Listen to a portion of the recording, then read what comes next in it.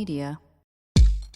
Hey everybody, Robert here, and the International Academy of Digital Arts and Sciences have announced that 3 different Cool Zone Media shows have been nominated for awards at the 30th Annual Webby Awards. You can vote on these now if you just Google the name of the podcast and the category.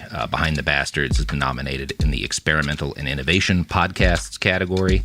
It Could Happen Here is in the News and Politics Podcasts category, and James Stout's mini-series Migrating to America, A Dream Worth Dying For, has been nominated in the Podcasts Documentary category. And you can find links to vote for each of these podcasts in the episode description and in the posts on social media for episodes of It Could Happen Here and Behind the Bastards. Thank you.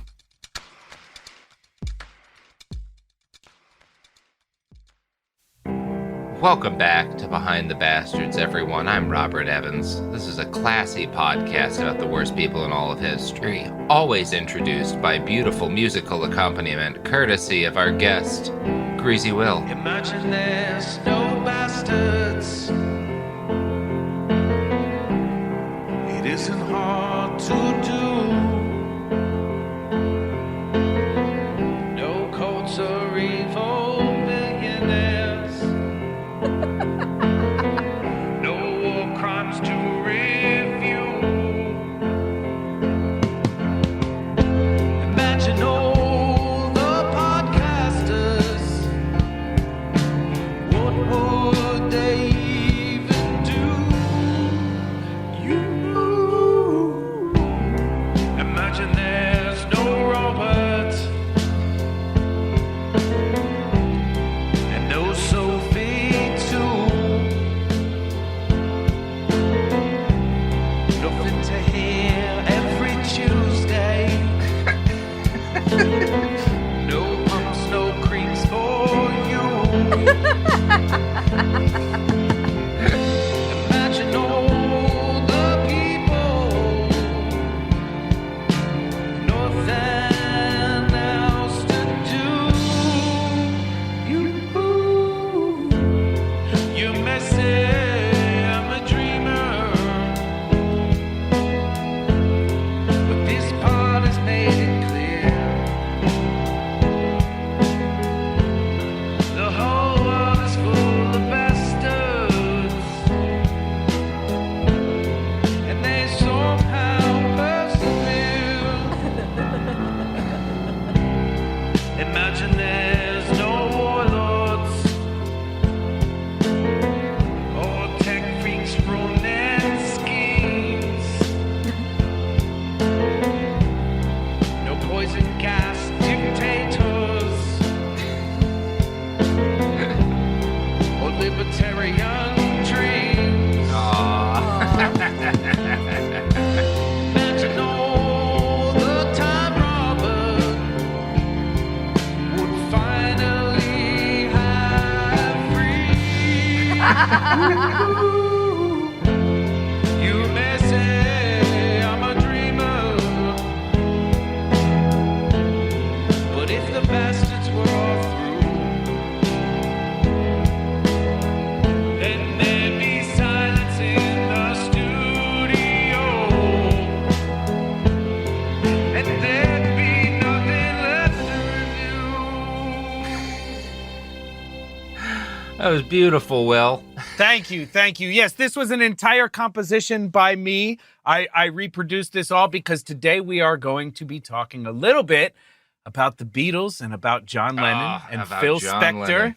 and his relationship to all of them. And so yesterday I decided I had so many things to do that I was gonna lose my mind. And I thought, what could be better than ignoring all Doing of your those job. things, getting blackout drunk, and making a tribute song for this week's second week here on Phil Spector, episode 3, which I thought this was going to be like one episode. I can't believe we're getting 2 songs. Yeah, I had to. It was like I gotta keep the fans interested. I judge it good. So yesterday I got Wow. you got your gavel. Honorable. It's official. Yeah. That was beautiful, and I do wonder a lot. Will I wake up scared every night? Like, did people finally figure out how to stop being evil? Like, is this the day that my job loses all meaning? Yeah. And then I wake up and someone's committed a horrible crime against humanity. And then just I'm like, thank breathe, God, thank breathe God. and watch. Like even just opening your phone, you're like, oh, cool, still employed. It's okay. yeah. Still got work to do. Thank God. Thank God. Oh man. Well. This has been a cold open, and it's a musical cold opening. A very warm cold open. Very warm cold opening. This is an iHeart podcast. Guaranteed human. Peace to the planet, Charlemagne the God here, and listen. We are back.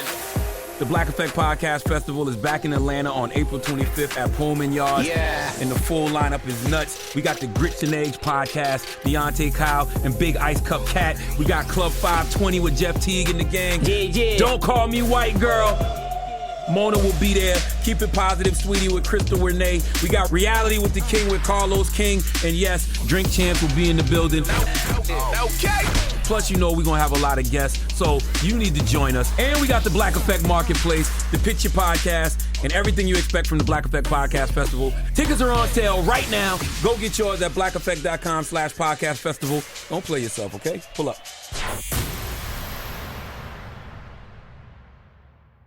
Then she says, have you seen a photo of my son? And I'm like, who is this person? Welcome to the Boys and Girls Podcast. Arranged marriage is basically a reality show, and you're auditioning for your soulmate. And who's judging? Only your entire family. I sacrificed myself to this ancient tradition, hoping to find love the right way. And instead, I found chaos, comedy, and a lot of cringe. Listen to Boys and Girls on the iHeartRadio app, Apple Podcasts, or wherever you get your podcasts. On the Stino Show podcast, each episode invites you into a raw, unfiltered conversations about recovery, resilience, and redemption. On a recent episode, I sit down with actor, cultural icon Danny Trejo to talk about addiction, transformation, and the power of second chances. The entire season 2 is now available to binge, featuring powerful conversations with guests like Tiffany Haddish, Johnny Knoxville, and more. I'm an alcoholic, and without this program, I'm gonna die. Listen to Stino Show on the iHeartRadio app, Apple Podcasts, or wherever you get your podcasts.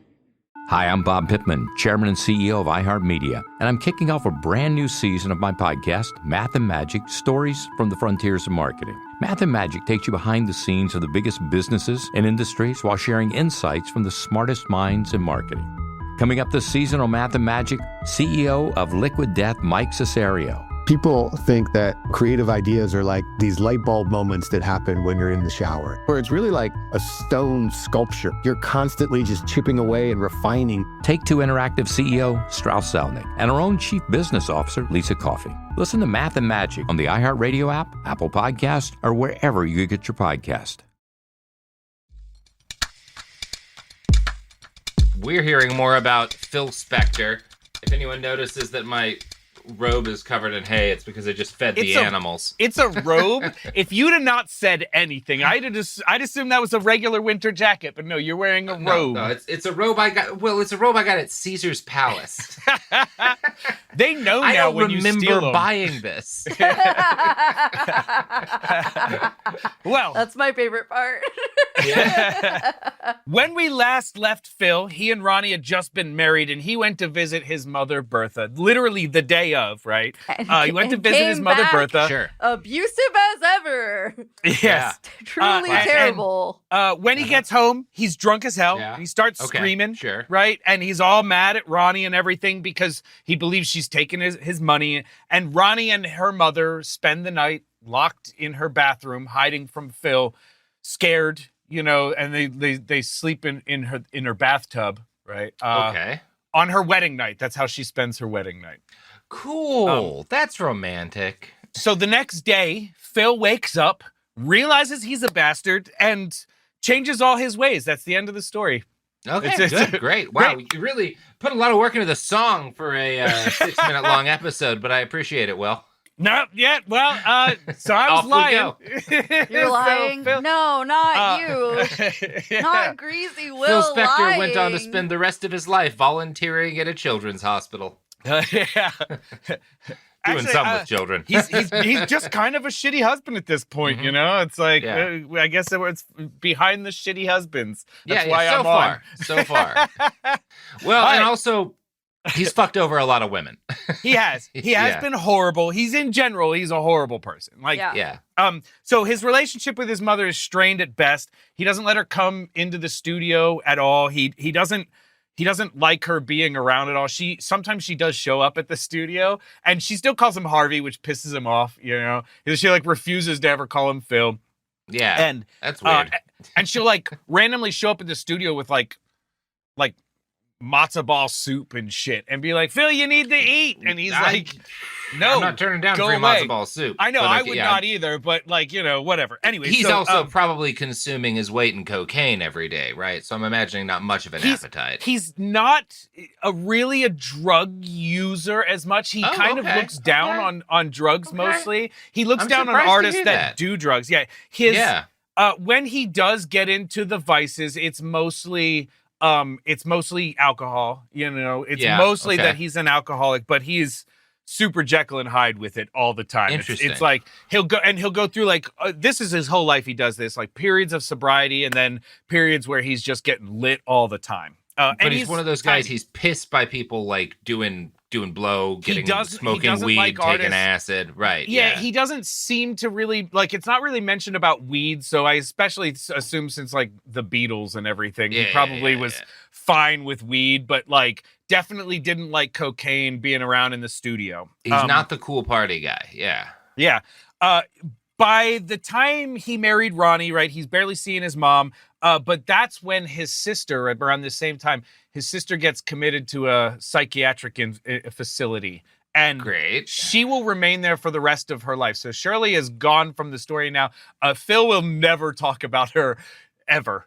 He never discussed her. And because of that, she just kind of just disappears to history. I mean, obviously, she spends the rest of her life pretty much in and out of mental health care. So, she's gone. Right. Okay. Phil, at the same time, this is when he starts transforming his home into a literal fortress. He's got this huge mansion in Hollywood. Oh, cool. And he's got gates all around it. He's got dogs. He's got multiple, like, guard dogs. He's got a guy who's basically, like, his like, personal bodyguard / also, he's, like, regularly... like he gets his like sandwiches and stuff. Yeah, you know, it's his dude George Brent. He's around for most of this story, and a lot of the stuff that happens, he's like involved in some way. But he seems to be just a pretty decent guy. But overall, like part of his job is to monitor Ronnie. Part of his job is to monitor the visitors that come by. If somebody comes in and like a guest or whatever, he's not to leave the room while they're there and stuff like that. Yeah. And like Ronnie, I knew one son of a really famous and wealthy guy, and who was otherwise normal, but would periodically get really paranoid while like out hanging out doing normal person things, that they were going to get kidnapped. Like that was a constant, even when there was nothing happening, no indication of it. And I guess that like, I think that just happens to some people when they start to hit that level of like wealth and fame, where they just can't stop thinking about all the things that might go wrong, all the people who might want to take it from them. I don't know. Side story, and a really correlating side one that is music industry. I once worked for Balt Getty, who is the great grandson of like those Gettys. Those Gettys, yes. Yeah. His dad is the Getty that was kidnapped in Europe and had his ears sliced off and everything. So it's like, it's understandable to carry a level of paranoia, you know, like I could, and like when he talked about it, like it was always just like, yeah, man, like he did not seem very trusting of people just showing up at his place, you know? I mean, we were going to kidnap my friend, but we just never got around to it, too. Well, and he didn't have any money. So we were just doing it for no reason. It also, like, with the whole Patty Hearst thing, became like a very popular That's such an interesting story. Yeah. All right, so Ronnie is restricted inside the house. She can't really do much. Like she's not allowed to leave ever. The doors are always locked. Phil always locks the doors. He's big on that. So as her isolation intensifies, she began drinking heavily. Phil actually gave her the first alcohol she ever had. She did not drink until she was well into like her relationship with Phil, and Phil gave her the first sip of alcohol she ever had. But now it's becoming like one of the few emotional outlets available to her. Right. It wasn't recreational at all. It was absolutely a coping mechanism inside an environment she could not safely leave. Like, Phil's behavior becomes increasingly unpredictable, alternating between affection, surveillance, and intimidation. He gets more and more controlling. He would tell her to stop focusing on her music, you know, and like be a good wife, and that's what she should do, and that's her job. And he no longer even pretends that like to be interested in taking her into the studio anymore. Like she has no career anymore. Being her, like the Ronettes are still doing things like touring and stuff like that. She's just not a part of it, right? Right. The group that's literally her namesake, the Ronettes. The Ronettes don't have Ronnie anymore. Yeah, they're still touring. And because like, you know, again, like it's very bands back then are very amorphous. You don't really know what a lot of them look like because you've never seen a picture of them, you know?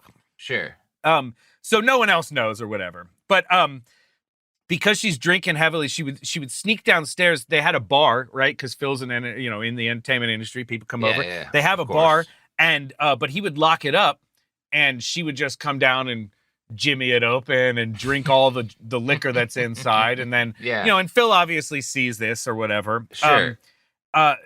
Even though she's stressed and, you know, isolated and going through this whole thing, they still are trying to have a baby, you know, but they weren't able to ever conceive.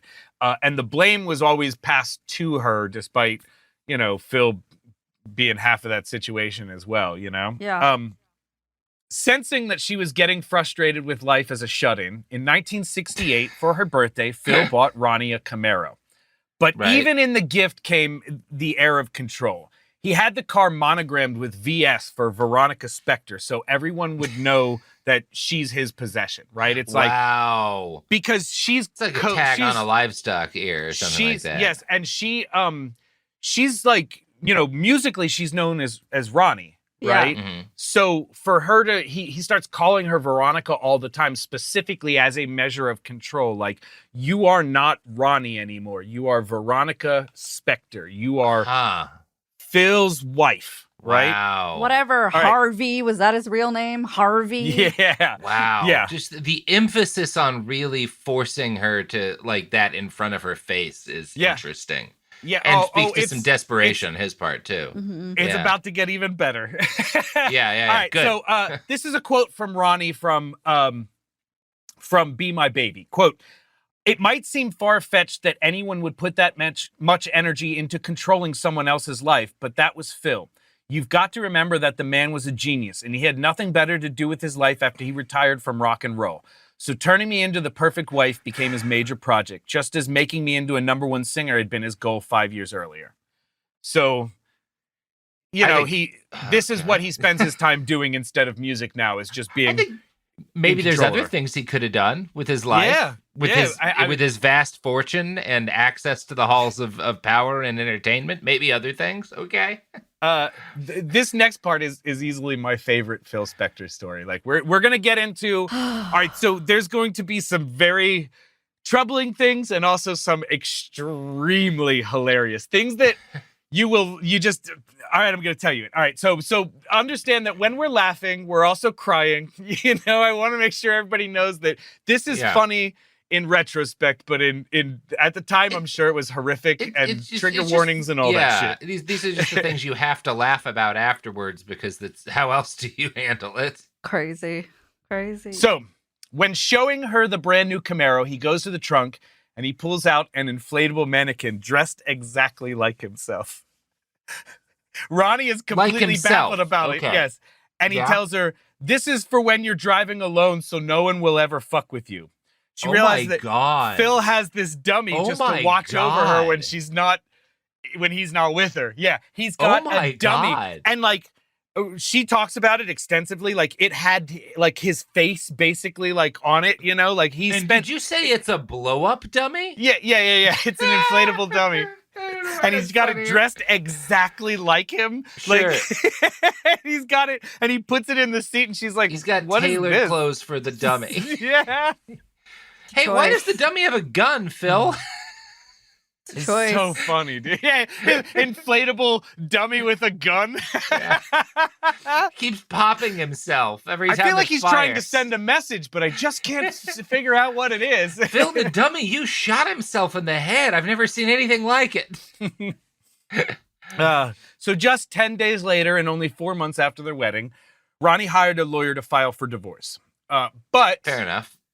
Almost immediately, she rescinds and says, like, okay, I'm being silly. Like, I need to chill out. This doesn't have to be this way. Like, it definitely, you know, probably, I mean, a bit of early marriage jitters because this guy's a giant asshole. Sure. And, like, maybe I can fix him, you know? Yeah, I'm sure many of my ex-wives thought exactly the same thing. You know? No comment. Well, look, I can't stand me. I think you're perfect the way you are. All right. So Ronnie says that Phil was never physically violent. It wasn't his style, but his emotional and mental abuse was legendary. Yeah. When she falls and suffers a minor sprain and he has to leave town, he hires a nurse to look over her while he's gone. That sounds nice, right? He hires her a nurse while he's out of town. No, the nurse is there to forbid her from doing anything. She's forced to sit in a wheelchair and use a wheelchair while he's gone so that she can't get around or whatever. All right. And then he's not just like controlling her with the nurse. He's also, I mean, he is controlling, but he's also having the nurse give her heavy duty tranquilizers. Oh, shit. Oh, cool. So that she just has no like willpower to do anything while he's gone. So she should just put her on pause. He's putting his partner on pause as he leaves for the weekend or whatever. Yeah, she like, says that like a TiVo. Kids don't know what TiVo is. Like a Vidjuma game. So he's literally like she has some friends come over and her friends are like, what are these pills you're taking? Yeah. And she's like, the nurse just makes me take them. I don't know what they are. You And they're seem like, dead inside. Are you okay? Yeah. Nightmare. So Phil eventually lets her get back into the studio, and writes a song for her, but it bombs horribly. And he uses it as justification for her to no longer pursue her music career. Years later, she realizes that Phil likely gave her a bad song for that exact reason, and she finally resigns to just be the housewife that Phil wants her to be. So he gives her a purposely bad song. And is like, see, it failed. You should just be a wife. He's trying. Great. That's like gaslighting. You really have to. That's like a whole separate level. Stage. Yeah, it's like on the national stage. Literally, like, I'll fuck up my career just to fuck up your career. It's the opposite of what I want to do to like right wingers who fail out of Hollywood or whatever and try to go into politics. Is just like make fake fans in a fake industry. Like, oh yeah, you can fill fake Madison Square Garden, Ben Shapiro. People love to hear your speeches. Yeah. Oh man. So she finally resigns to just be the housewife, and they adopt a baby boy named Dante. Okay. But Phil doesn't want anyone to know that this baby is adopted. So he sends out fake birth announcements being like, we welcome Dante to our family. And like, when people ask, he tells her, like, just tell everybody. Because like, obviously she was not pregnant and then she has a baby, right? And he's like, just tell everybody that it was a premature birth and that's why, you know, you didn't see me pregnant at all because I was barely ever pregnant, you know? That's not how that works. But yeah. Yeah. Well, you know, it's 1967 or 8 or some shit, you know, it's like probably, you know, it's like it's not like FaceTime exists or whatever, you know, like you could go a good time without really seeing somebody and then be like, sure, oh, you might miss a pregnancy entirely. Yeah. Yes. So she gets the baby and everything, but she's not allowed to be a mother to the baby at all. So they get like a nanny, and the nanny does all the work. And Phil's like, "That's why we hired a nanny. What are you doing work for?" So he's why like, are you doing nanny stuff? Yeah. Yeah. So she's like, "You tell me to be the perfect wife and the perfect mother, and then you yell at me whenever I'm trying to be a mother." Yeah. She completely gives up on having a career. All right. And then this is from Ronnie's book. Quote, "Besides," he pointed out, "who's going to take care of the baby while we're in the studio? Phil knew he had me. I wasn't going to argue against anything that might get my career back. So I accepted it." And then she goes on to say that anytime she would bring up getting back into the studio, he would either be like, "You got to take care of the baby. What are you doing?" Or he would or he'd flip out on her and be like, "I've got other things to do. I've got a call to make. I can't be doing this shit right now." Yeah. So he's like gaslighting her back and forth on everything that's going on in her life. It's like, you can't go into the studio because you got to be a mom, but you can't be a mom because we hired a nanny. Why would you be a mom? It's like she just has this profound sense of being basically nothing anymore. From going from a mega superstar on the world stage, touring the Europe and everything, to you can't even take care of your kid. You don't even have an audience with your own child, type shit. God, that's I mean, that's also got to be getting him off, just the exercise of that much power. I can take you from this to this. I don't know how direct he's talking about that, but it feels like that's got to be part of it, right? Yes, and it does seem to be a common situation in his life, that power and having that power. And Sophie, to bring up something that you mentioned before, it's with his first wife, the reason it's he has to have control and he has to be in charge until being in charge no longer means anything to him, right? And then that's why with his first wife, he wasn't possessive and controlling. Once he had her, he was like, "Oh, I don't care. I've proved everything I need to prove here." But now with Ronnie, he continually needs to prove how in charge of her life he is, and to himself, to everyone else, and he takes joy from that, Interesting. Okay. But Ronnie's memoir is full of the most hilarious stories you've ever heard. So Ronnie is mixed race. She's black and white and Cherokee, I believe. And Phil is obviously white Jewish. And Dante is a mixed race baby. So this makes sense for everything. But shortly after they adopt Dante, Ronnie's mom comes to stay with him, and Phil sends her out to Watts to buy him an afro wig. Oh, God. No. Right? No, he doesn't. Oh. No, he doesn't. No, he doesn't. No, that's not real. Watts, huh? That's not real.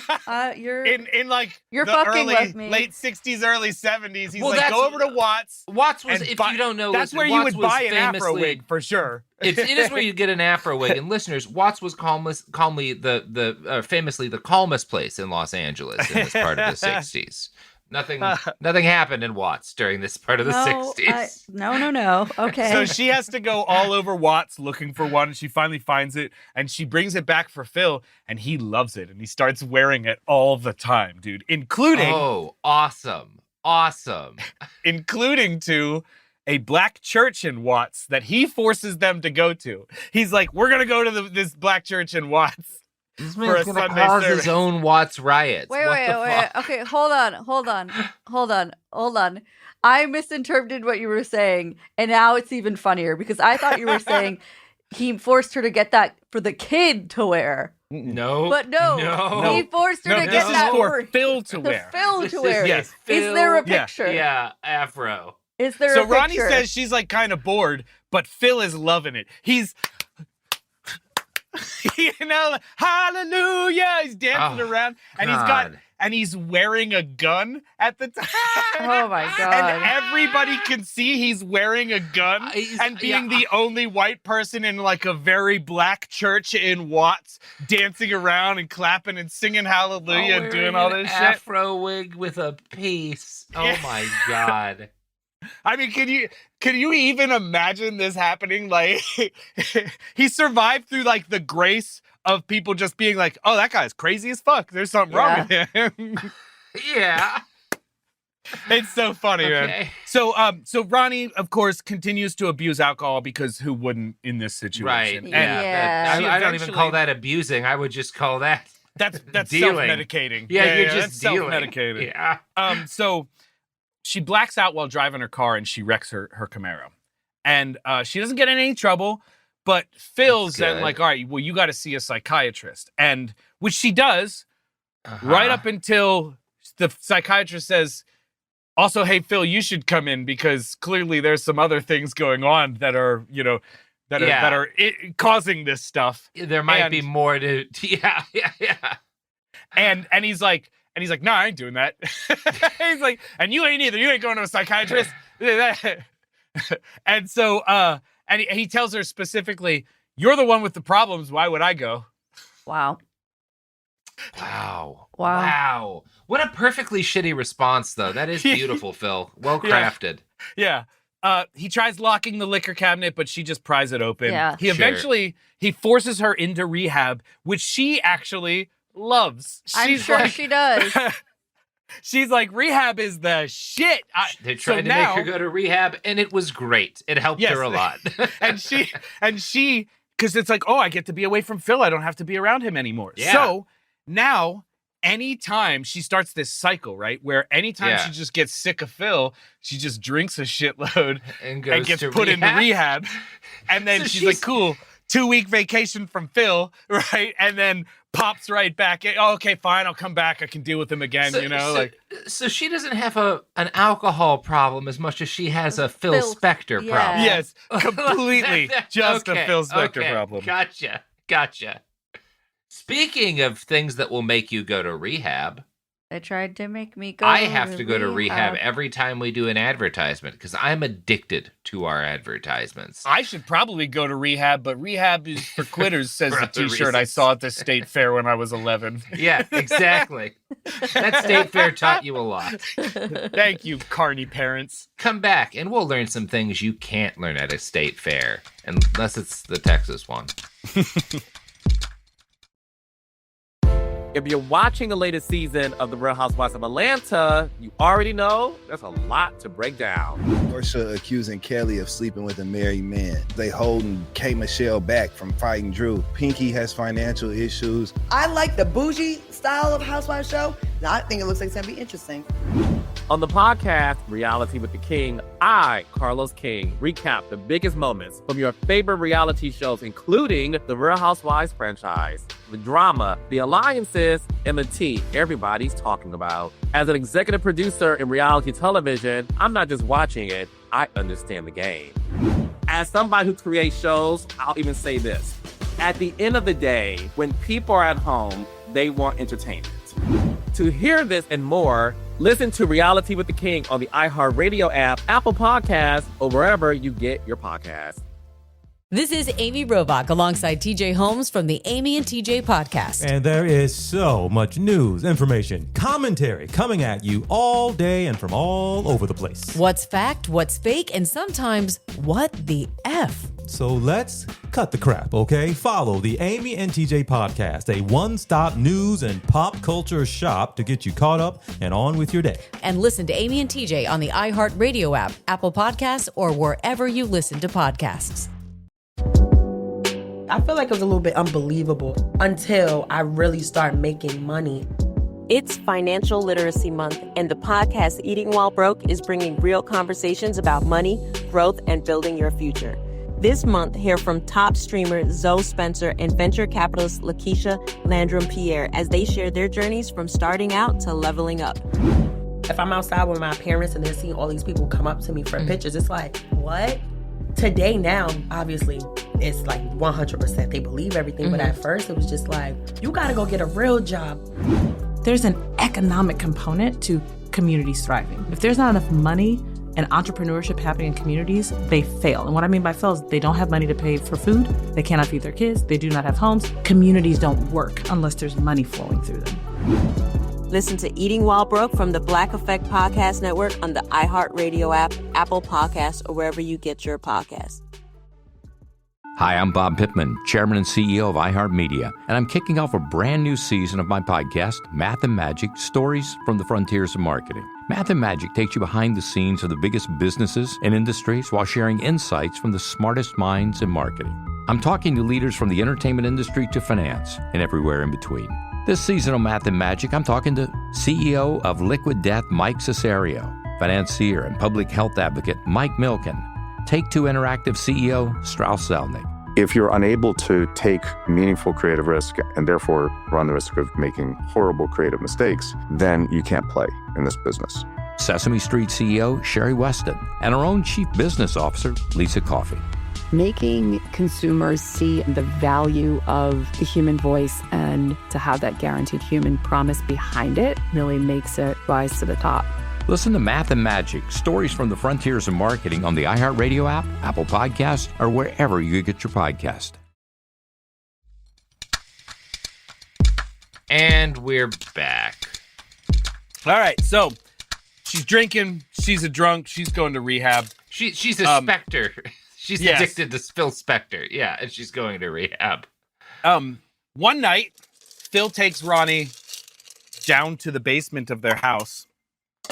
Don't like the He shows story her. already. Don't like this way this is starting. I don't love that. He takes her down to their basement and he shows her a golden glass casket. And he says, "This is where you will be if you ever leave me." Oh. The level of commitment to this intimidation, I cannot begin to stress. He had a golden custom-made casket, right? He had them bring it into his house. Like, he presumably left it there for years. Yeah. Only as a he's threat. been waiting? Yeah, waiting until he knew he needed the big guns to pull out. Like, this is high level mental abuse. Yeah. Right? This is like what an unlimited budget. Like, this is why I would never date a millionaire, right? Or a billionaire. Oh, right. It's like, Because they can do crazy shit to you. yeah, like they're gonna be able to like pay somebody to just follow you around for an entire year when you leave them. You know? Right. Yeah. It's dark. It's I'm just super imagining dark. like protecting that casket, like he's not pissed and she wants to go downstairs, and he's like, "Wait, no, I got to take care of that. Honey. You can't go down there. You can't go down I'm there. I not don't want you ready to for the see surprise yet." a Christmas gift. Yeah, something like that." She's like, "I'm just gonna go get a jar of spaghetti." He's like, "No, not in the basement, not in the basement. Make George get it." All right, so she would claim that the doors of the house were always locked and she was only allowed to leave during their anniversary. Phil kept her shoes so she could never leave the house without his approval. For her 26th birthday, she's 26 years old. For her 26th birthday, Phil takes her to Las Vegas to see Elvis Presley. And presumably so they could do karate in the fucking back room Yeah, together. I would imagine they're doing karate, maybe showing off the guns they always carry. Yeah. So she's stoked because, you know, she always wanted to meet Elvis and they're a big time couple or whatever. Who Yeah. didn't? Yeah. And basically Phil like abandons her in the crowd and it's like, "I'm going to hang out with Elvis. Go to the hotel room. Such a menace. I'll see you later. He's such Have a a good menace. night." That didn't make it into the new Elvis movie. That's tragic. Him and Phil Spector just in the back, just, "Hiya, hiya." Yeah, dude, karate. So crazy. In 1969, in the midst of the Beatles' well-documented decline, Side bastard Alan Klein asked Phil to come to London to help assemble the disaster of the Let It Be recordings. So for people who are the dumbest human beings alive and don't know everything about the Beatles. Sure, okay, fair enough. The Let It Be album was actually recorded before Abbey Road, right? It was recorded. I actually didn't know that. I'm yeah, one it was of the recorded dumbest people before alive. Abbey Road, but it was a mess, right? They were fighting. John is on heroin, hardcore. By the Well, way, of course. Side story. Do you know who I heard got John addicted to heroin? Was it James Taylor. Oh, okay, I can see that. Yeah, I can James see that. Taylor of Fire and Rain is the guy who got him addicted to heroin. Well, because if James Taylor offered me a heroin, I would do it. definitely Yeah, do it. for sure. Yeah, for that sure. makes I would sense. absolutely do I it. can see that. Yeah. Literally, if like my brother offered me heroin, I'd probably do it. So. I'm not quite there, but certainly James Taylor. Yeah. But yeah, so they're a mess, right? They're falling apart, and Phil is brought in to save these recordings, right? Well, and I believe they're already done with Abbey Road, having recorded Abbey Road, and Let It Be definitely comes after, like it was assembled by Phil essentially. He flies in literally just for this job. They're like, "Here's a bunch of tapes, just do something with it." And it's why that album is generally like kind of it's kind of wild, right? There's like these huge orchestrations, but also like these like slapdash little like weird interlude sections and talking and jokes and all that. Because they just needed to fill out space, and it was part of the creativity of the whole thing, right? Right. Phil hates flying, which I read a story somewhere, and I wish I tried to find it so hard, but I read a story one time about Phil freaking out on a private plane that they had to turn around and come back like almost immediately after taking off because he's terrified of flying all the time, but he has to fly back and forth.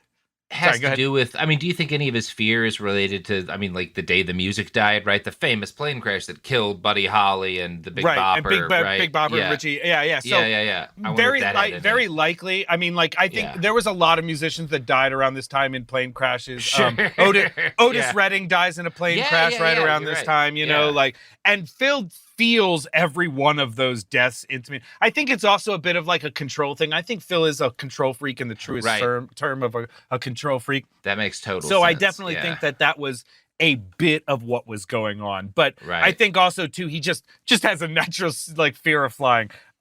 So he arrives in London and he immediately starts Spectorizing the Beatles recording. He added strings to it, dense production to McCartney's Long and Winding Road, which if you know now, like McCartney hates that. McCartney released his own version of Let It Be that was like de-spectorized, basically. Like he took all of his production out and released that individual project as like his own thing because he hated what Phil Spector did to it. In fact, he was so enraged, he sent a letter to side bastard Alan Klein demanding that the arrangement be minimized. Sophie, can you show the letter? This is probably the angriest letter that Paul McCartney has ever written.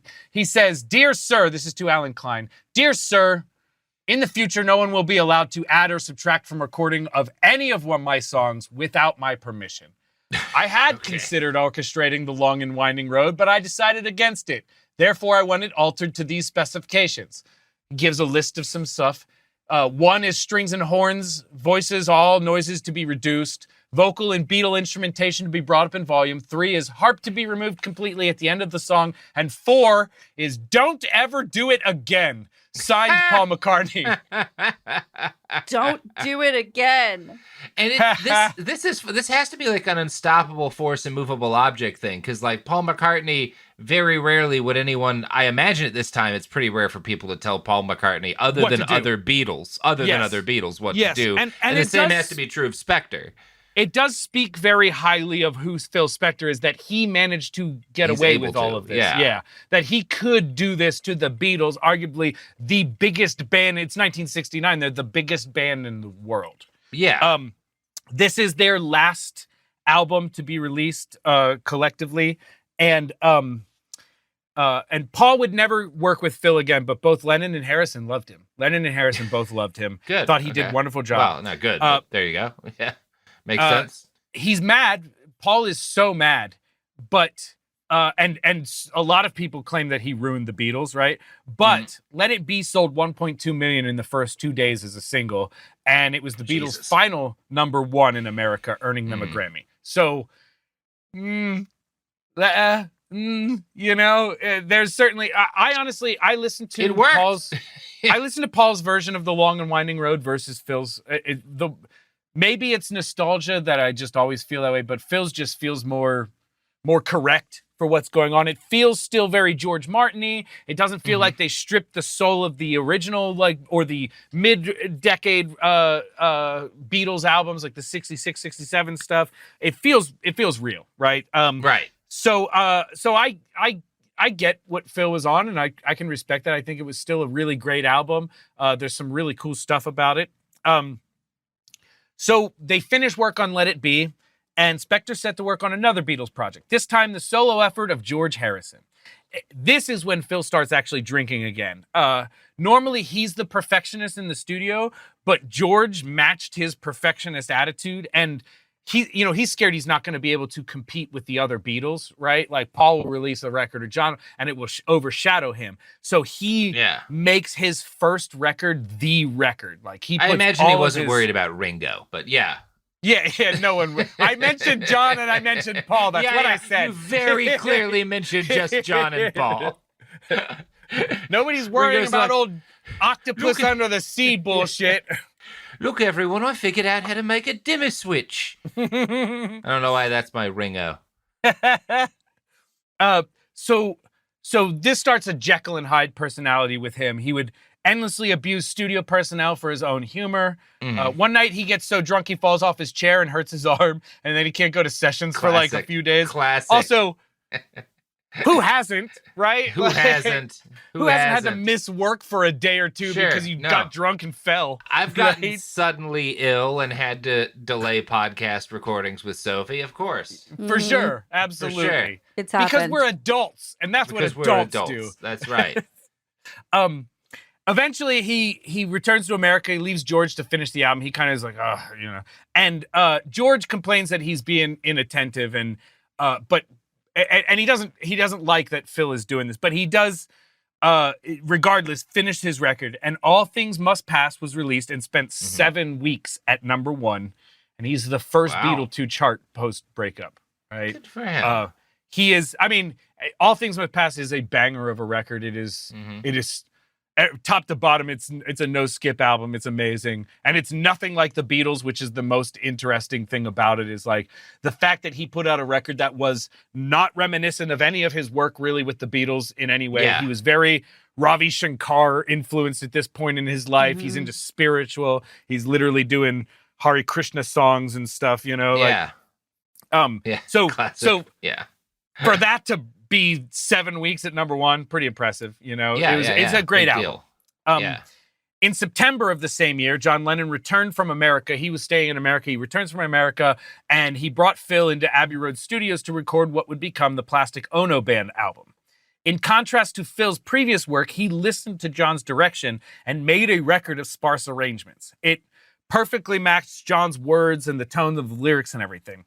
So in John, Phil found a kindred spirit, and the same for John, right? John had this belief that tortured geniuses, right, are always the tortured part of that, right? There's something that makes a person a genius, and it's usually incredible tragedy. And of course, John had his own mother die. John was a victim of tragedy himself, oftentimes in the Beatles. Yeah, he sure was. He had a hard life as well. And so he kind of thought both sides of this, him and Phil, kind of kindred spirits, right? Right, you know? right.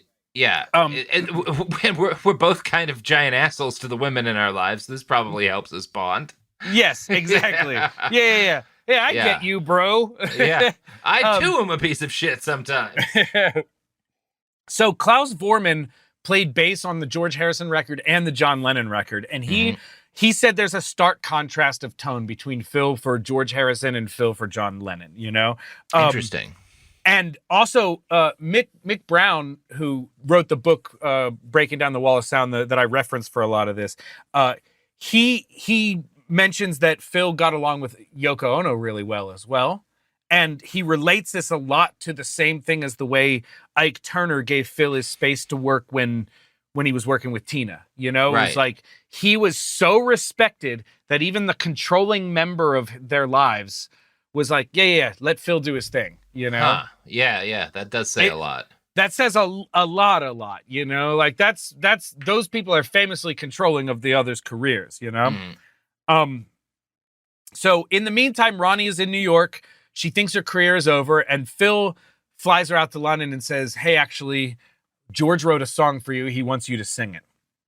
And so she flies out there and she gets into it, and unfortunately, it flops again. And she's like, all right, yeah, I'm done. I'm done, right? Yeah. John Lennon's album did not flop, but only managed to reach #6 in America and #11 in the UK, which is a pale comparison to George's success. And with John seeing what he perceived as the weaker writer's success over his, right, he pulled back on releasing music and starts supporting Yoko's career more at the time. They reunite to work on Imagine, which we listened to an exact copy of today. And despite it being a legendary piece of work, it wasn't really well received. And Phil retreated again into semi-retirement and did not record any music for over a year. On Christmas 1971, Phil surprised Ronnie with a set of 5-year-old twin boys who he had adopted without her knowledge. Jesus He Christ. went through. Jesus Yeah, Christ. awesome. Yeah. Surprise adoption. It's better than surprise knocking someone up and having 2 surprise kids. Yeah. I don't know. There you go. Or is it worse, actually? Sort of. It takes a lot more thought to adopt secretly. You got to sign kids. so much paperwork to adopt kids. It might be. You're right. It might be worse. It might be worse.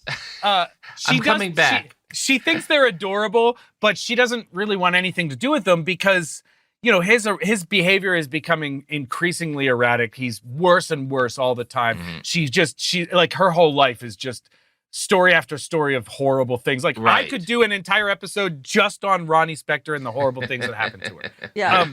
Cool. Phil's behavior in January of 1972, he's arrested at the Daisy Club in Beverly Hills after a woman called the police to report that a small man in a karate jacket pointed a gun at her. That sounds like our Phil. That's the description? A small man in a karate jacket? That's like the most insulting thing I can possibly imagine being called. I love it. I love it. Police arrived promptly and found Spector, Beverly Hills, They arrived promptly, find Spector with a handgun in his waistband, and he was charged with a misdemeanor and received a $200 fine. Wow. That All seems the good reasonable. old days of brandishing a weapon and getting a simple misdemeanor fine. Yeah. If only. Just a few months later, in the middle of the night, Ronnie escaped with the help of her mother. She was forced to escape barefoot because Phil didn't let her have shoes, and she had to leave behind her kids and all of her possessions. Wow. But, Robert, do you know who won't force you to abandon your home in the middle of the night barefoot with nothing to your name? Well, hopefully not the sponsors of this podcast, because they're But we kind can't of how rule that I out. got my home. Yeah, they could giveth and taketh away, I suppose. If you're watching the latest season of The Real Housewives of Atlanta, you already know there's a lot to break down.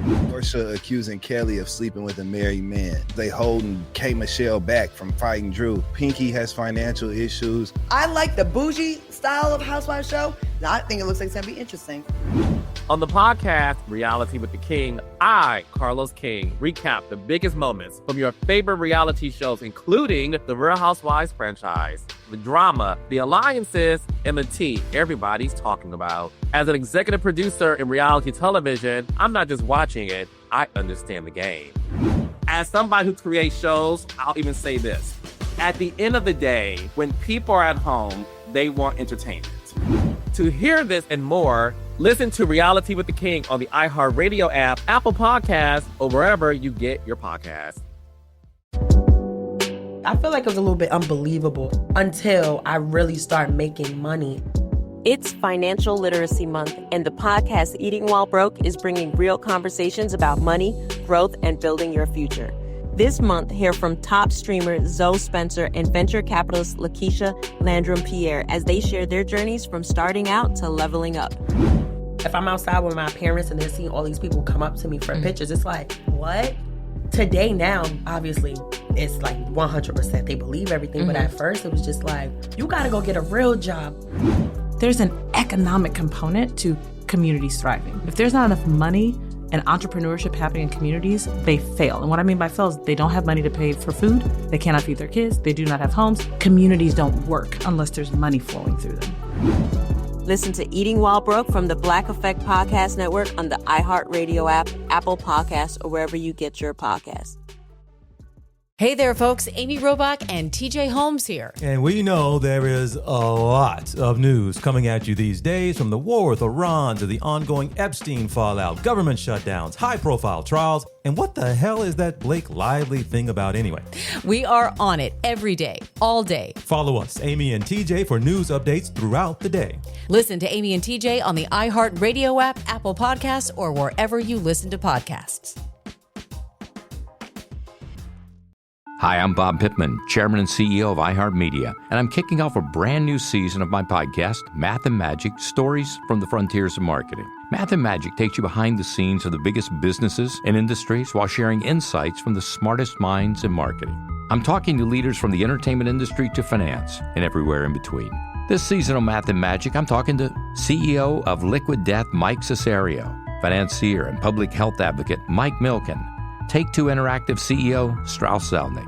If you're unable to take meaningful creative risk and therefore run the risk of making horrible creative mistakes, then you can't play in this business. Sesame Street CEO, Sherry Weston, and our own Chief Business Officer, Lisa Coffey. Making consumers see the value of the human voice and to have that guaranteed human promise behind it really makes it rise to the top.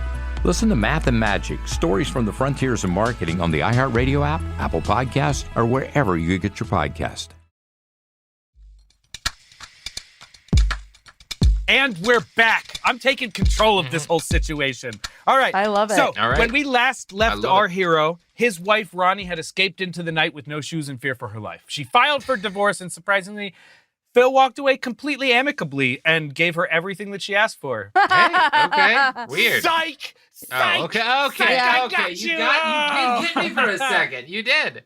No, He's Phil a was weird an enough absolute- guy. I don't know. No, he was an a nightmare. absolute Yeah. asshole about every single aspect of their divorce. Just days after she Okay. fled during a telephone call, Phil informed her that all her clothes were in a trash can on La Cienega Boulevard. Been there. Oh, man. She files for custody of Dante, but not the twins, for obvious reasons. Yeah. And cited the dangerous nature of the mansion and Phil's collection of guns and temper for the reason. Yeah, At the time, fair. Phil kept numerous guns around the house and had up to 5 guard dogs, as I mentioned. The mansion was surrounded by tall fence, barbed wire, signs everywhere. He's super paranoid, obviously. Yeah. So Phil retaliated by claiming that Ronnie was unstable. And what did he use as evidence of her instability? Why those frequent trips to rehab that she took? Oh my God. And she barely is even covered in guns all the time. So Yes. she's clearly not thinking about those kids' safety. I've got Yes. 3 Oh on my me right now, and I handed 1 to the kids. So the court orders Phil to pay for Ronnie's temporary lodging and provide her with support. Okay. He wrote a check for the first month, but the second month, he had 3 armed guards deliver $1,250 payments in nickels to her lawyer's office. What? Oh, Yeah. to be a dick, just to be a Yes. dick. Sure. Yeah, For the makes record, sense. 25,000. That's 25,000 nickels. 25,000 nickels, and it weighed 275.6 pounds. I did the math. He sucks. That's such a petty dick 3 move. armed guards, 2 of them with shotguns, to deliver $1,250 in nickels.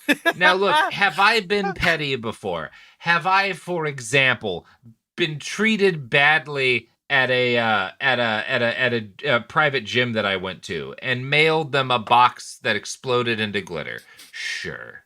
Absolutely. Allegedly. Have I mailed anime shit when I had a bad experience at a small business that I specifically hated the owner? Perhaps. Allegedly. Would I do this?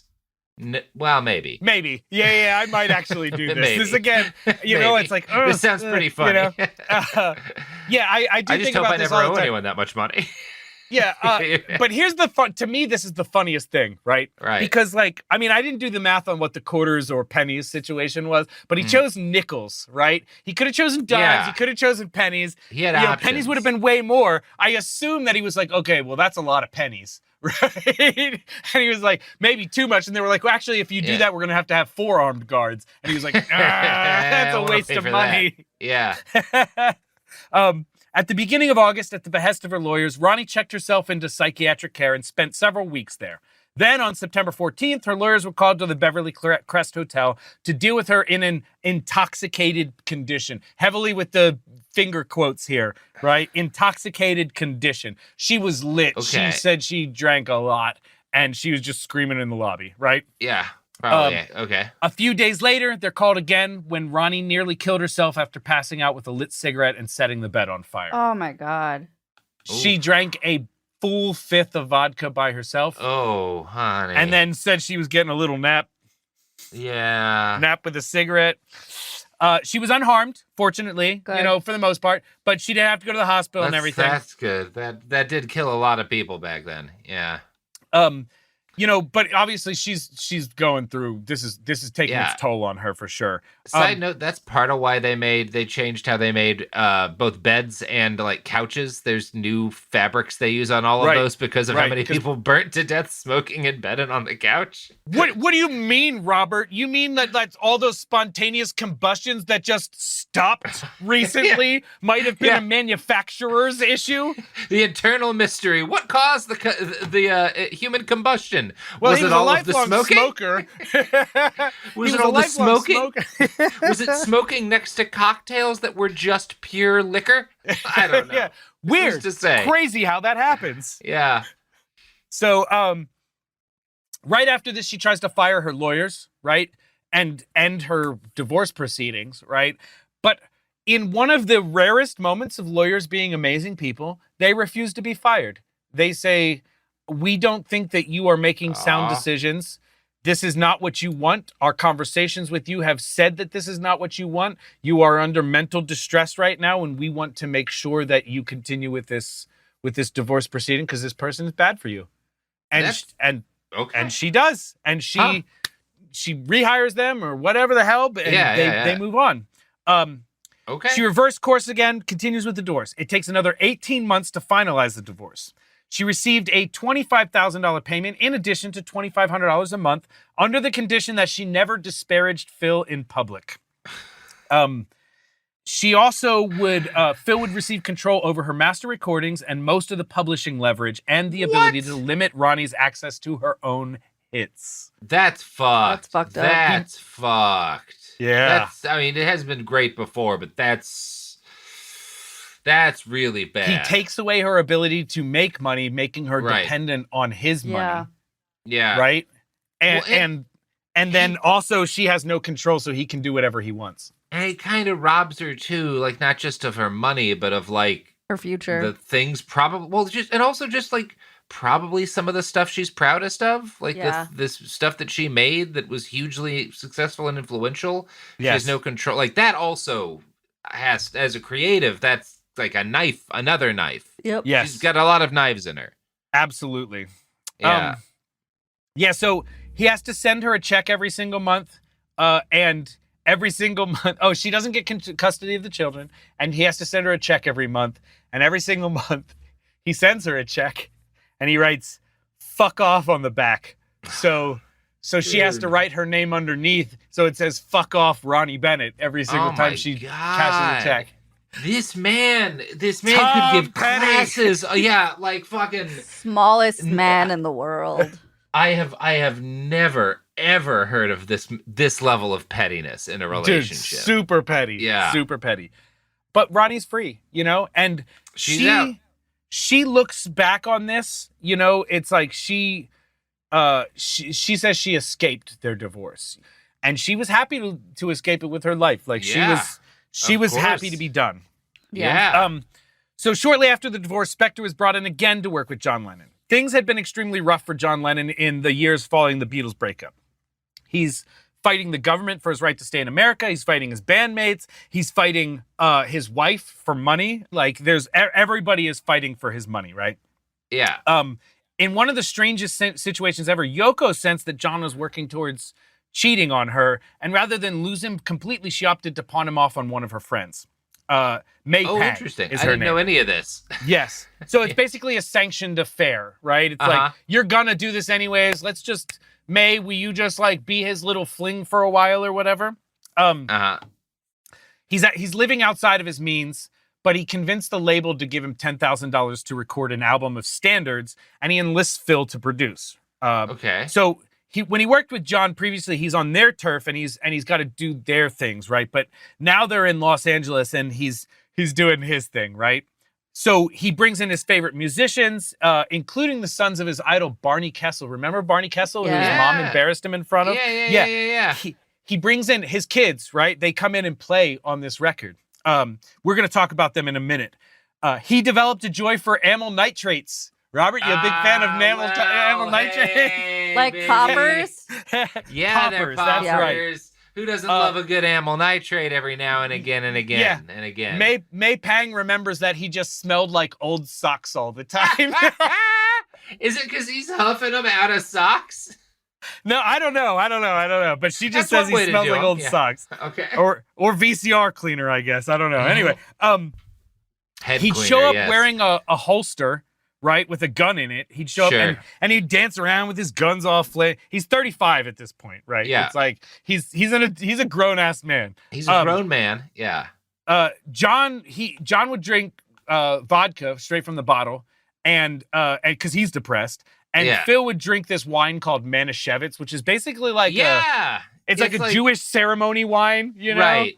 You can get it in most grocery stores. I don't recommend it. It doesn't taste good. Nobody says that it tastes good. I've never had it, and I was gonna just get a bottle of I've it for had the it. episode. But you know what? I'll just drink whiskey instead. We'll play everybody's favorite game. It's not expensive, but it's not good. It's grape. It tastes like grape juice with alcohol in it, but also the grape juice is bad. Right. Yeah. So really shitty wine. They'd explode into arguments about the direction of the music, and things were often hectic. One night, Elton John comes by, and he's hanging out for like a little bit, and he's like, I gotta go. And he leaves, and he tells the guy that brought him, he's like, what the fuck was going on? And they're like, yeah, they're just like that. You know? They're just, and he's like, I'm so glad we left. Like, this sucks. Yeah. Phil would, because they're arguing all the time, Phil started dressing in ridiculous outfits. He'd show up dressed like a captain or dressed like a, like a pirate or like crazy, like just random outfits all the time. He'd show up dressed like a waiter or something, just look ridiculous. But then eventually they'd get drunk and then they'd fight. One night, Chuck Berry comes by Phil's house to meet with John, and John's a big fan of Chuck Berry. Like, a lot of the Beatles music came because of Chuck Berry. Yeah, and, obviously. He helped invent the Phil kind of music they do. Phil is just in the other room playing music so loudly that no one can hear anything. And so Chuck just gets mad and leaves. Yeah. Which, by the way, presumably so that he could go watch PP tapes or traffic an underage girl across state lines, because he's a side bastard. Yeah. If you don't know, Chuck Berry is he was a founder of rock and roll, other than Big Mama Thornton and Sister Rosetta He Tharpe. helped to found rock and roll and found a lot of the bad things rock and roll musicians did. Yeah. He is one of the reasons why the Mann Act was so successful, was because he actually was trafficking a 14-year-old girl across state lines for purposes of sex. And he got convicted, which is crazy. Yes. Yeah. He's sentenced to 3 years in prison for said crime. He was a black man, so he got convicted as opposed to being a president. Yes. Yes, yeah, absolutely. As things go. As things tend to go. So Phil would always play games with John's fragile mental state and everything. He'd call him, or John would call him when he was supposed to be at the studio, and he'd be like, yeah, I'm on my way. And then he just wouldn't show up, and John's like wasting money on this studio shit, which, by the way, we find out later that Phil has been kind of grifting the whole thing. He's paying for the sessions himself so that he can maintain control of things, and so that he can bill John's label. It's a whole thing. We'll get to it in a second. But so one night, John gets blasted, right? He gets shit-faced. And him and another guy, his bodyguard, take him to Lou Adler's house where John was staying, and they tied him to the bed. And John thinks they're gonna rape him. He thinks they're gonna sexually assault him, and he freaks out. Like, he loses. Okay. Phil gets a black eye. Like, it's they fight. They physically fight. Like, I don't know. John was obviously very, very drunk. Like, it's not insinuated that was actually, that a sexual assault was actually going to happen. But for whatever reason, John thinks that that's what's gonna happen, and he freaks out. And they tie him to the bed. And probably not a good way to make him not think that's happening. Yeah. Yeah, and then he eventually gets out or whatever, but they leave, and Phil has to wear makeup on his bruised eye for a couple days and stuff. Jesus. The sessions are so crazy that A&M Studios evicts them from the studio. They're like, Phil's waving a gun around during sessions. Yeah. This is too may much have been- shit. Right? Yeah. Fair enough. Fair enough. Something is going to happen. We don't think our insurance covers whatever you're doing. Yes. Right? And so they kick him out, and they head over to Record Plant, which is especially hilarious if you know So Record Plant is this famous Hollywood studio. There's a lot of record plants around the world, but the Record Plant in Hollywood is kind of a famous Hollywood studio, especially currently. It just shut down like a year ago, but prior to that, it was like the party studio. It was the Arizona State University of studios. So the fact that they got kicked out of A&M, which is now owned by John Mayer and called Chaplin Studios or something like that, which is a very professional, fancy studio, to go to Record Plant that's basically like, yeah, we let people party. This is where, at Record Plant, Phil fires his gun into the ceiling of the studio. So Record Plant's like, yeah, we'll have you. And like, first night he's like, yeah, what is the context? Is he trying to emphasize a point? Is it using it like a punctuation mark? Is it just an accident? So he gets into an argument of some type with Mal Evans, who is a famous, like, kind of fifth Beatles situation. He's like their roadie. He's their fixer. He does everything. He's hanging out with John Lennon, and he is very trusted by the group, right? Gotcha. And he gets into an argument with Phil, presumably about, like, hey, man, you gotta stop doing some dumb shit or whatever. And hey, man, did you try to molest John Lennon? Yeah, something like that. Phil, as like a measure of anger, pulls his gun out, and he says accidentally fires his gun into the studio, which says something, right? John turns to him like, and he's like, Phil, if you're gonna shoot me, but don't fuck with me ears. He's like, I need them to listen with. Oh my God, what a great response! Honestly, that's a pretty. He's like, if you're gonna shoot me, but like, I need my ears, bro. Don't shoot guns beside my head, dick. That's pretty cool. I gotta give it to him. That's pretty cool. Everybody thinks Phil is just shooting blanks in these guns, right? Nope. But the next day, Mal Evans shows up to John Lennon's house with the bullet from the ceiling. He's like, "Here's the bullet from last night." And John's like, "What bullet?" And he's like, "The bullet that he fired into the ceiling." And he's like, "He's got bullets in that thing?" That's a real gun? Yes, it's a real gun. Hey, right? So shortly after that incident, John returns to New York City, and one night he receives a phone call from Phil claiming that the studio had burnt down and they lost everything. So John's like, whoa, what was going on? He calls the studio, and they're like, there's no fire. What are you talking about, man? There's no fire here. And then, so he's like, what the fuck is going on? And then a week later, Phil calls again, this time ranting about helicopters surrounding the house, right? He's like, there's helicopters surrounding the house, right? And he says, but don't worry, I got the tapes, right? And so John eventually discovers, basically, Phil had paid for the entire session, which means in the recording world, if you pay for it, you own the tapes. The tapes are released to the person who pays for them, right? Okay. You own all of John Lennon's work if you own those tapes, right? Right. And so they get a bill from Phil's label for $90,000, right? Oh, God. And they're like, what the fuck? Apparently he's like, he's paying for all the sessions, and then he's doing the old classic rebill at like 170% of the cost of whatever it is type thing, right? Yeah. That Hollywood shit, yeah. So when Bob Mercer of EMI Capital went to Phil's Sunset office to retrieve the tapes, Phil chased him down a flight of stairs with an axe. Yeah! He's back to being cool again. The album wasn't released until 1975 with only 5 tracks produced by Spector and another 8 that John recorded without him. So yeah, that'll get obviously in the way of a getting mess. the album out, huh? So I mentioned before Barney Kessel's 2 sons, Dan and David, they start hanging out with Phil during the Lennon sessions. And this is the first time that they come to his house. And the first time they come to his house, he greeted them wearing a 38. And he asked them if they like guns. Sure. Of course. Yes, absolutely. They said yes, of course, because, who doesn't? And he takes them into the backyard in Hollywood, remember? And they spend a few hours shooting at old records. They idolize him. They love this dude. Like, they think he is the epitome of the rock star mentality, right? And to be fair, he's like in his 30s. He's shooting guns. He's partying with John Lennon. Like, he is kind of a rock star. He's getting away with all sorts of crimes. Sure, he's kind of a rock star, right? Definitely, yeah. He starts treating them like his kids, right? Which is fucked because he has kids, and he is currently locking them in their rooms, and they're under the supervision of a governess who doesn't let them do shit.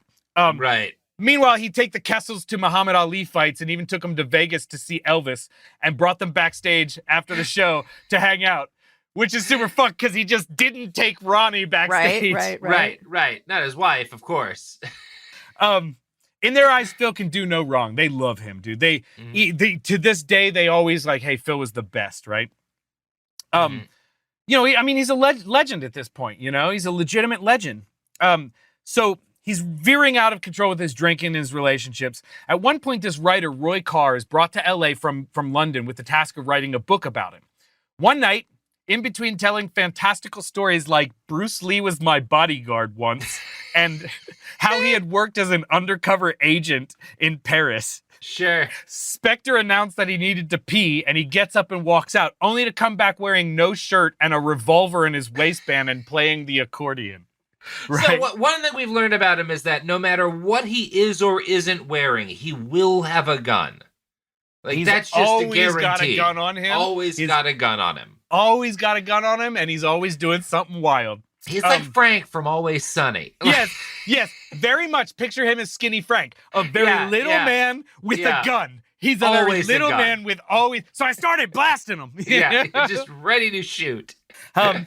So Carr says he couldn't tell what was fact or fiction when it came to Phil, but he does know that, like, without a doubt, Phil has intense loneliness issues. Like, he would get mad anytime Carr would prepare to leave. Like, he'd be working all day, taking notes, and he'd be like, okay, all right, well, time to go. And he would go, no, stay for a little bit longer. Stay.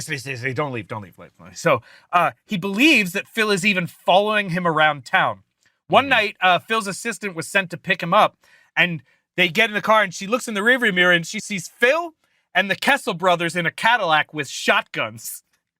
And they just chase him all over Hollywood until they escape, right? And then they just, there's no explanation given for why they did this. Like, the next day, they're like, Phil, why did you guys chase us around with shotguns last night? And he's just like, what are you talking about? What do you mean? I didn't do that. I didn't do that. Like me. I always have a little gun. Another time, Phil picks up Carr and the Kessel boys with some mysterious people in the car, and they fill the car with pumped shotguns and rifles, and then they go to this Cantonese restaurant where they ate dinner by themselves, all roped off in this little section. And then after dinner, they just go back to Phil's house, and Phil shot at a tree with a pistol for like an hour, right? Yeah, okay, sure. So that sounds like Phil. He's just living La Vida Loca, bro. He put a lot of bullets with him to shoot for an hour, though. Yes, he absolutely did. When Carr returns to England, Phil tries to give him a pistol, and he's like, I can't take a pistol through customs. Like, what do you... Every country doesn't just let you take guns there, Phil. So funny. In 1974, Phil is brought in to produce for Cher. You know, Cher is in his life, but Cher is no longer with Sonny Bono now. She's with David Geffen. And David Geffen had become her manager, as well as like her label head, as well as her boyfriend, as well as like he's everything, right? Does he like even have any connection to the music industry or no? David Geffen? Yeah. Yeah. I mean, but here's the thing. Phil hates him because he's a kind of a Nepo baby in the situation. Like, he doesn't know music. He's not a musician. He didn't come up that way. He came up through like the business side of the industry, and he gets lucky, starts dating Cher, basically becomes her manager, becomes a label head, starts getting all these positions of like authority and shit. And Phil hates him. Phil despises him, right? Interesting. And one night, David Geffen tells Phil, hey man, maybe you should try this with Cher's song. And Phil punched him in the face and told him to get out of here, you fucking F-slur. Great. Okay. Ooh. Ew. Cher is like, Phil, what are you doing? Chill the fuck out. And Phil does, right? And they just go back to work, right? And that's like the type of way Phil is. He'll just haul off and punch somebody in the face in the studio, call him a slur, and then get right back to work, you know? All in a day's work, you know? Yeah, all in a day's work. Look, he puts his gun on one gun at a time, the same that you do. Yeah, same as all of us. Phil dated after Ronnie left. One of those women is a woman named Deborah Robitaille. She starts as his assistant, then becomes his lover, right? She was married when she starts working with him, but Phil's crazy hours and like constantly having to like answer ruins her marriage. And then one night after their, kind of flirting, office flirtation or whatever, Phil walks her to her car, gives her a kiss, and now they're dating her.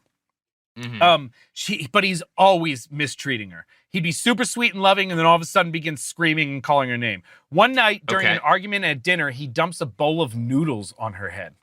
So they go through this cycle where it's like, he's just a Noodles. shit dude. Yeah, Noodles. They're at dinner, and he's just like, just being a huge take asshole. noodles. Yeah.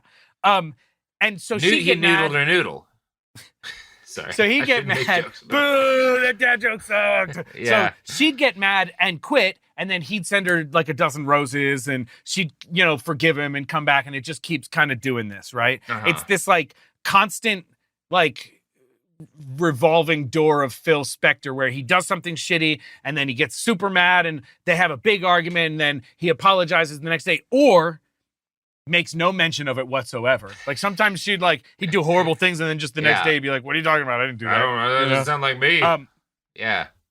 Ladies, one don't night- take back shitty little men. Yeah. One night, tempers flared, and he grabbed a shotgun and put it to her temple, telling her he would kill her if she left. She calmed him by telling him he's being silly and that he should open the door and let her leave. But as soon as he does calm down, she bolts out of there, right? But she does say she never thought Phil would actually kill her, but she did think he might by accident. Spoiler alert. Okay. Yeah. Not Babe, much better, but babe, yeah. Babe. In November of 1975, a parking attendant claimed that Phil pulled a gun on him and told him to get the fuck away from me before driving away. He pleaded guilty to a misdemeanor brandishing a firearm and 2 years of probation, provided he not own any more firearms. Robert, can you guess who kept owning firearms? I'm going to guess it's Phil Spector. And I want to remind everybody, we talk about him carrying a gun everywhere. At this period of time, there weren't really concealed carry laws in most places. Like, there were some ways, if you were like a bodyguard, there were ways people could legally carry concealed guns in cities and stuff, but it wasn't like it is today. Yeah. My point is that Phil was committing a felony basically every time he walked out the door. Yes. From this day on, he is absolutely committing a felony because he's not supposed to be carrying any more guns. He's not supposed to have any of them. He's not supposed to have any guns. Yeah. So Phil Spector, then in the mid 1970s, he starts working with Leonard Cohen, right? And this is crazy for everybody in the world, right? Yeah. This is like what's Jesse Wells, the little folk kid that sings in the field. This is like him working with Max Martin, right? Yeah.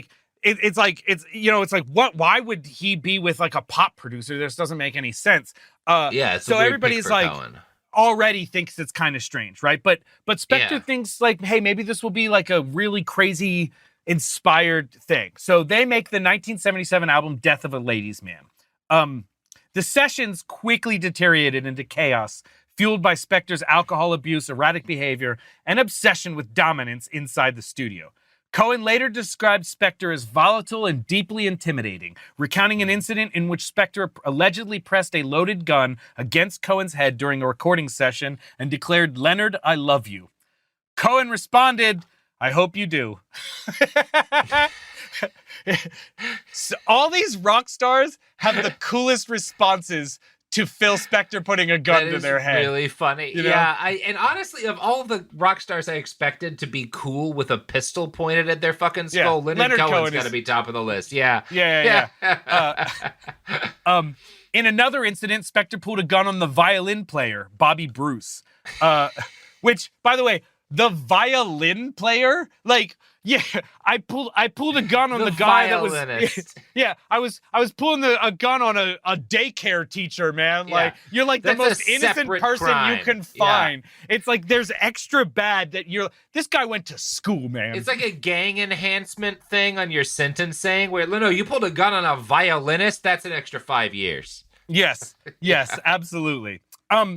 So Spector took control of the final mixes and didn't even allow Leonard Cohen to hear them. He didn't allow him to be present. He layers all of his sounds into it, and over Cohen's stripped down songwriting, which is what he is known for.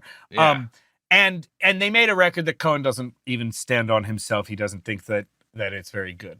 But Cohen said of this, of his time with Phil, quote, "In that state, he found himself, which was post-Wagnerian, I would say Hitlerian. The atmosphere was one of guns." I mean, that's really what was going on. Guns. The music was subsidiary, an enterprise. People were armed to the teeth and everybody was drunk or intoxicated on other items. So you were slipping over bullets and biting into revolvers in your hamburger. There were guns everywhere. Jesus Christ. That's one of those things where I have to assume that's like a joke for flavor, but also maybe someone hit a revolver. Yeah, hit a hamburger. Somebody was like, Hey, some Leonard, small I got you. revolvers and some big hamburgers. Hey, Leonard, I got you a hamburger. Oh, cool, thanks, man. What? What? What is going on here? When it was released in 1978, it was critically panned. Everybody hated it. Spector claimed this is one thing I love about Phil Spector is anytime you shit talk Phil Spector, he will shit talk back and say like, yeah, I got hate mail from all 80 of your fans. It's just so disrespectful. Yeah. You guys really love it, all 8 of them. Yeah. So while he's cultivating this brilliant and eccentric producer, his family home is horrible. He treats his kids horrible. Real quick, when I was mentioning the Barney Kessel kids, Dan and David, how old did you get the sense that they were? Like, they're hanging out, they're driving around shooting shotguns out of Cadillacs. 16 to 20, maybe? Yeah, late teens, early 20s. Yeah. 11 and 13. Oh no. Why is he hanging out with children? When I was reading this, I was like, this is wild, man. Like, this is crazy. Like, he's hanging out with these, like, teenagers. I got them, like, same thing, like 17, 18, something like that. Maybe even early 20s. The way they're referencing the things that they're doing. They're driving around shooting guns. They're they're hanging out together, right? Yeah. No, I looked it up, and his kids were born in the late 60s. And they were, like, 11 and 12 years old. It's so crazy. Meanwhile, he's treating his own kids horribly. They have the governess is always on them. They're not allowed to do anything. And he's very rarely involved in any actual parenting, except for when he is forcing them to simulate sexual acts on women so that they learn how to be men. Yikes. One of those kinds, huh? Yikes. He's doing the classic, like, no, get over there and he brings a girl home from the strip or whatever, and it's like, lay down and, like, takes control of the whole thing and, like, is making them simulate. They all report having gone through this. And is that, I wonder, is that more out of, like, him wanting power, him getting off on it, or just him being such a narcissist that, like, if my kids are bad at sex, it reflects badly on me, so I'm going to make goddamn sure they know what they're doing. Very fairly, his kids kind of stayed out of the limelight. Sure. And they don't talk about a lot of this stuff. And I did see a few interviews with them. Like, they resurface in later years, and one of them tries to write, like, a book, I think, but it never gets off the ground. But it basically, whenever, like, the dirt comes out, he's horrible to them. He treats them the same way as he treated Ronnie. He's threatening them all the time. He's making them do crazy stuff. They all develop lifelong issues with trust, identity, and emotional stability. Like, there's no guidance. It's all performance and it's all possession, right? Right. When John Lennon was murdered in cold blood in front of the Dakota Building in New York City on December 8th, 1980, Phil was once again thrown into a world of depression. But this time he took it as a sign. He always said that John moved too easy. John was too careless with how he acted, and it would be his downfall one day. And this just reaffirms it for him. Like, he's going to get killed if he doesn't travel with bodyguards and guns and all that stuff. So, right. By the 1980s, he starts withdrawing from public life. He moves out of his Hollywood mansion and bought a house in the suburb of Alhambra. He dubbed the Pyrenees Castle. Oh, okay. It's a huge French style mansion. Sure. It's enormous. Like, it's out in Alhambra. It's out of the city of Los Angeles. He as was his style, he surrounds himself with guard dogs and armed guards and fills the house with guns. Guns that he's not allowed to have. Illegal guns. Sure. So for a brief period, Spector attempted sobriety, and acquaintances describe him as calmer and more reflective. The stability, though, is temporary. Every time he relapses, he gets crazy again. And I think a large part of this stability was due to his relationship with Janice Zavala. Phil first met her in the 60s when she was a teenager and eventually hired her to work for his label. After his split with Ronnie, he would date her on and off again for the next 15, 20 years. And eventually he would give birth, she would give birth to two twins, Nicole and Philip Jr. And contrary to his relationships with his other kids, who are now adults at this point, Phil treated them wonderfully. His daughter Nicole says that, he was a doting father, that he loved spending time with them, that he was always around for his kids. But in 1991, this is now well removed from his music career in the late 50s, early 60s, and into the 70s. Philip Jr. dies from leukemia, and Phil goes back into deep depression and insanity. Yeah, well, of course. Nicole remains devoted to her father throughout the rest of her life, always claiming that he was her hero. He never raised her voice to her. She says he was amazing. Phil rarely grants any interviews. He remains a recluse, rarely leaving the house and never without a bodyguard. He hired Hal Blaine, who's the drummer from the Wrecking Crew that he had employed. He hired his daughter to be his day-to-day, manager or whatever, and was generally pretty kind to her.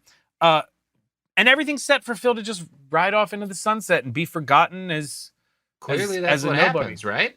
Until Mick Brown shows up in his life. Mick Brown is the author of the book that I was describing, that I got the primary source from all of this. Mick Brown's book is one of the most authoritative, biographies on Phil Spector. It is brilliant. It has everything. It's a very good book. I highly recommend. He's the primary source of my research. And he's probably besides me, probably one of the most knowledgeable people on Phil Spector in the world. And he managed to get an interview with Spector in December of 2002. He recorded the entire interview on tapes, and they painted a picture of a deeply troubled and eccentric man who was likely suffering from mental illness. Yeah. His article was titled "The Mad Genius of Phil Spector" and questioned whether the madness was part of the genius or just something that had gone unchecked because of his genius. It was a deeply intelligent and honest look at Phil's life, which angered Phil.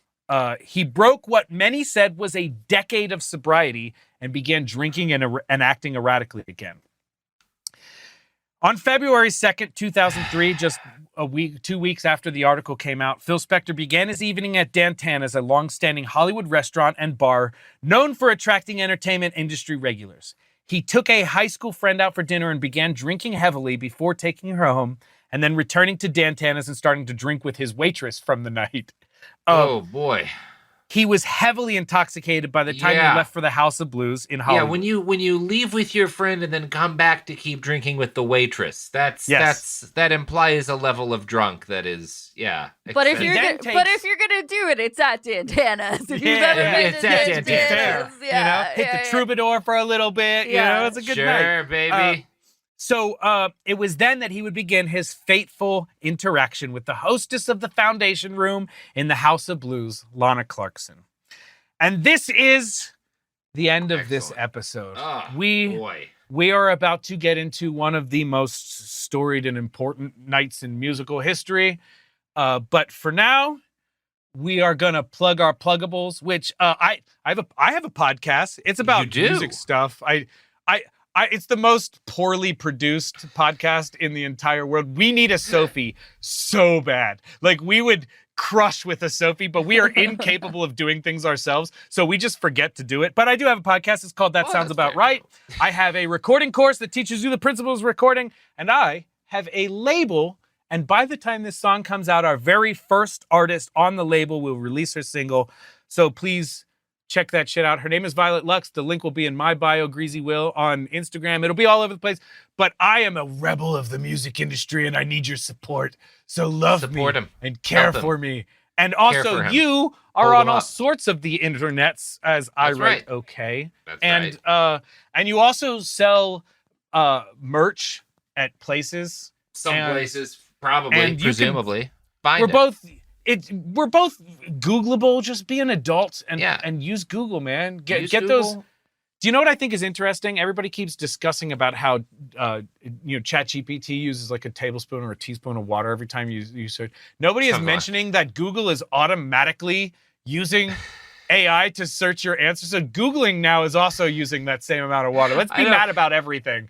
Type in -AI with your Google searches, and it'll cut that part of it out. I don't know if it actually reduces the energy usage, but at least you don't have to see the summary. It's still logging all your information and keeping still logging all of it. Yeah. And it knows everything you're doing. So that's why I stay off the real internet. Annoyance. That's right. That's right. I still use Netscape Navigator. It does not work well. That's what I'm relying on, is my technology being too outdated to spy on me. That's right. That's the secret. Old Mozilla Firefox. This is the end of the episode, guys. Okay, we're done. Bye. Behind the Bastards is a production of Cool Zone Media. For more from Cool Zone Media, visit our website, coolzonemedia.com, or check us out on the iHeartRadio app, Apple Podcasts, or wherever you get your podcasts. Full video episodes of Behind the Bastards are now streaming on Netflix, dropping every Tuesday and Thursday. Hit Remind Me on Netflix so you don't miss an episode. For clips and our older episode catalog, continue to subscribe to our YouTube channel, youtube.com/@BehindTheBastards. We love about 40% of you, statistically speaking. Peace to the planet, Charlemagne the God here, and listen. We are back. The Black Effect Podcast Festival is back in Atlanta on April 25th at Pullman Yards. Yeah. And the full lineup is nuts. We got the Grits and Eggs Podcast, Deontay Kyle, and Big Ice Cup Cat. We got Club 520 with Jeff Teague and the gang. Yeah. Don't call me white girl. Mona will be there. Keep it positive, sweetie, with Crystal Renee. We got Reality with the King with Carlos King. And yes, Drink Champs will be in the building. Okay.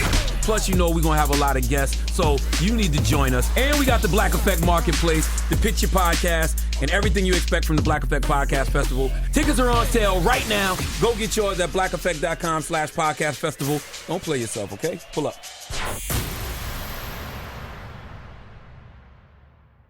Then she says, have you seen a photo of my son? And I'm like, who is this person? Welcome to the Boys and Girls Podcast. Arranged marriage is basically a reality show, and you're auditioning for your soulmate. And who's judging? Only your entire family. I sacrificed myself to this ancient tradition, hoping to find love the right way. And instead, I found chaos, comedy, and a lot of cringe. Listen to Boys and Girls on the iHeartRadio app, Apple Podcasts, or wherever you get your podcasts. On the Stino Show podcast, each episode invites you into a raw, unfiltered conversations about recovery, resilience, and redemption. On a recent episode, I sit down with actor, cultural icon Danny Trejo to talk about addiction, transformation, and the power of second chances. The entire season 2 is now available to binge, featuring powerful conversation with guests like Tiffany Haddish, Johnny Knoxville, and more. I'm an alcoholic, and without this program, I'm gonna die. Listen to Stino Show on the iHeartRadio app, Apple Podcasts, or wherever you get your podcasts. Hi, I'm Bob Pittman, Chairman and CEO of iHeartMedia, and I'm kicking off a brand new season of my podcast, Math and Magic, Stories from the Frontiers of Marketing. Math and Magic takes you behind the scenes of the biggest businesses and industries while sharing insights from the smartest minds in marketing.